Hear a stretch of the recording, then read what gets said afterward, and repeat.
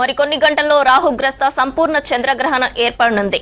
ఈ చంద్రగ్రహణం రాత్రి 9:57 ప్రారంభమై అర్ధరాత్రి 1:26 వరకు ఉండనుంది.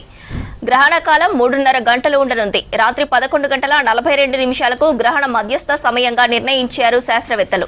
చంద్రగ్రహణం సూతకాలం గ్రహణానికి 9 గంటల ముందు ప్రారంభమవుతుంది. అంటే మధ్యాహ్నం 12:57 సూతకాలం ప్రారంభమైంది. అప్పటి నుంచి గ్రహణ నియమాలను ఆచరించాలని చెబుతుంటారు పండితులు. సూర్యునికి చంద్రుడికి మధ్య భూమి వచ్చినప్పుడు చంద్రగ్రహణం ఏర్పడుతుంది. భూమి నీడ చంద్రుడిపై పడటంతో పౌర్ణమి రోజు చంద్రుడు కనిపించడు. దీన్ని చంద్రగ్రహణం అంటారు. సూర్యుని చుట్టూ పరిభ్రమించే భూకక్షకు 5 డిగ్రీలు ఏటవాలుగా చంద్రుడి కక్ష ఉంటుంది. మరోవైపు సంపూర్ణ చంద్రగ్రహణాన్ని వీక్షించడానికి ఎలాంటి సాధనాలు అవసరం లేదంటున్నారు సైంటిస్టులు. నేరుగా చూడవచ్చని చెబుతున్నారు. ఇదే విషయంపై మరింత సమాచారం శ్రీశైలం అందిస్తారు. శ్రీశైలం, చంద్రగ్రహణంపై అప్డేట్స్ ఏంటి? సంపూర్ణ చంద్రగ్రహణం ఏర్పడింది. అంటే బ్లడ్ మూన్ అని చెప్తుంటారు. సూర్యుడికి అదేవిధంగా చంద్రుడి మధ్య భూమి అడ్డుగా వచ్చినప్పుడు చంద్రగ్రహణం ఏర్పడుతుంది. ఈ రోజు రాత్రి కూడా ఈరోజు సంపూర్ణ చంద్రగ్రహణం ఉంది. అంటే చంద్రుడు మనకు ఎరుపు రంగులో అంటే ఎర్ర వర్ణంలో ఈరోజు మనకు కనిపిస్తుంటాడు. అంటే పూర్తిగా కనిపించడు, కానీ ఎరుపు రంగులో కనిపిస్తాడు. కాబట్టి దీన్ని బ్లడ్ మూన్గా చెప్తూ ఉంటారు శాస్త్రవేత్తలు. ఈరోజు మనకు అది కనిపిస్తుంది. సాధారణంగా ఎలాంటి ఎక్విప్మెంట్ లేకుండానే ఈరోజు మనం చంద్రగ్రహణాన్ని చూడొచ్చు అని చెప్పి శాస్త్రవేత్తలు చెప్తున్నారు. మన దేశంతో పాటు అనేక దేశాల్లో కూడా ఈ చంద్రగ్రహణం కనిపిస్తుందని చెప్తున్నారు. చైనా, రష్యా, సింగపూర్ వివిధ దేశాలతో పాటు మన రాష్ట్రంలో కూడా కొన్ని చోట్ల ఈ బ్లడ్ మూన్ను చూసేందుకు అవకాశం ఉంటుంది. అంటే అన్ని ప్రాంతాల్లో చంద్రగ్రహణం ఏర్పడినప్పటికీ కూడా అన్ని ప్రాంతాల్లో ఈ బ్లడ్ మూన్ అనేది కనిపించకపోవచ్చు. కొంత కనిపిస్తున్నప్పటికీ కూడా పూర్తిగా బ్లడ్ మూన్ కనిపించేటువంటి ప్రాంతాలు కొన్ని ఉన్నట్టుగా మనకు తెలుస్తున్నారు. మన హైదరాబాద్లో కూడా ఈరోజు ఈ బ్లడ్ మూన్ను చూసే అవకాశం ఉంది. దీనికోసం ఎట్లాంటి ఎక్విప్మెంట్ అవసరం లేదని కూడా చెప్తున్నారు. దాంతోపాటు మన ముంబై, ఢిల్లీ, చెన్నై, బెంగళూరు, అదేవిధంగా కోల్కతా, లదాఖ్, రాజస్థాన్, గుజరాత్, కూర్గు ఈ ప్రాంతాల్లో స్పష్టంగా బ్లడ్ మూన్ను చూడొచ్చు. చంద్రగ్రహణం అనేది కనిపిస్తుంది. అందరూ కూడా చూడొచ్చు అని చెప్పి ఇప్పటికే శాస్త్రవేత్తలు చెప్పారు. అయితే ఈరోజు రాత్రి నుంచి ప్రారంభమైన అంటే 9:50 ప్రారంభమయ్యేటువంటి ఈ చంద్రగ్రహణం అర్ధరాత్రి అంటే 1:26 తర్వాత ఇది తొలగిపోనుంది. దీనికి సంబంధించి ముందు నుంచే సూతకాలం అని పండితులు చెప్తుంటారు. అంటే గ్రహణానికి 9 గంటల ముందు నుంచే మనం గ్రహణానికి సంబంధించినటువంటి ఆచారాలన్నీ కూడా పాటించాలని పండితులు చెప్తుంటారు. దీంతో పాటు కొన్ని అంశాలకు సంబంధించి కూడా పండితులు ముందు నుంచే సూచన చేస్తుంటారు.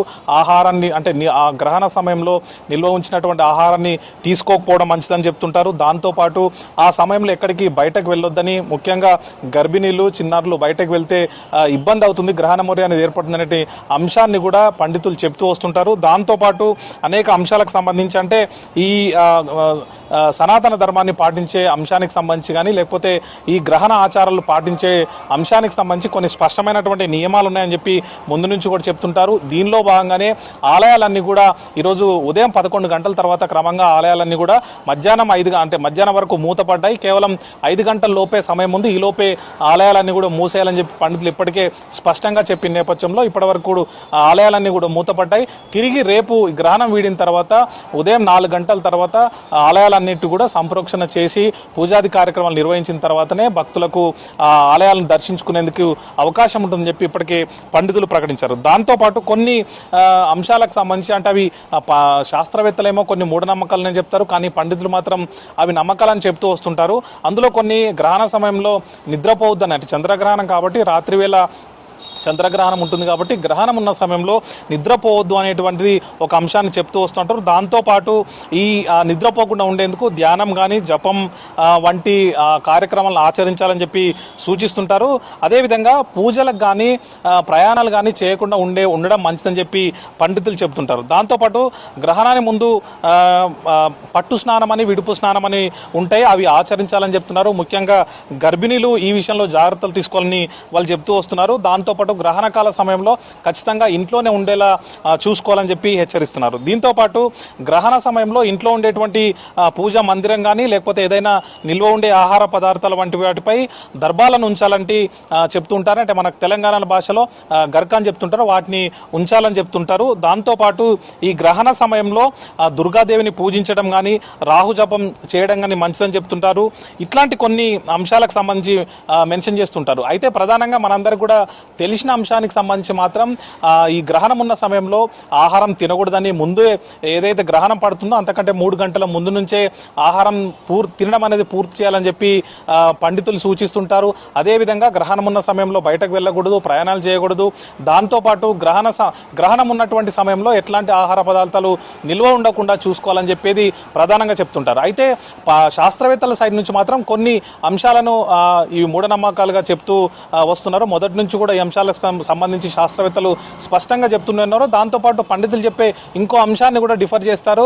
నేరుగా చంద్రగ్రహాన్ని చూడొద్దు, అసలు బయటకు రావద్దు అనే అంశాన్ని పండితులు చెప్తుంటారు. కానీ శాస్త్రవేత్తలు మాత్రం నేరుగా వాటిని చూడొచ్చు, ఎలాంటి ఇబ్బంది లేదు. అంటే ఈ రోజు బ్లడ్ మూన్కి సంబంధించి మాత్రం స్పష్టంగా ఎట్లాంటి ఎక్విప్మెంట్ లేకుండా చూసే అవకాశం ఉంది అని చెప్పి శాస్త్రవేత్తలు ఒకవైపు చెప్తున్నారు. అయితే ఈరోజు బ్లడ్ మూన్ అనేది సంపూర్ణంగా హైదరాబాద్ ప్రాంతంలో కనిపించింది. దేశంలోని మరికొన్ని ప్రాంతాల్లో కనిపించే అవకాశం ఉందని ఇప్పటికే శాస్త్రవేత్తలు చెప్పారు. దానికి సంబంధించి ఈరోజు రాత్రి సమయంలో గ్రహణం ఏర్పడిన తర్వాత అందరూ కూడా స్పష్టంగా చూసే అవకాశం అని చెప్పి శాస్త్రవేత్తలు ఇప్పటికే ప్రకటించారు.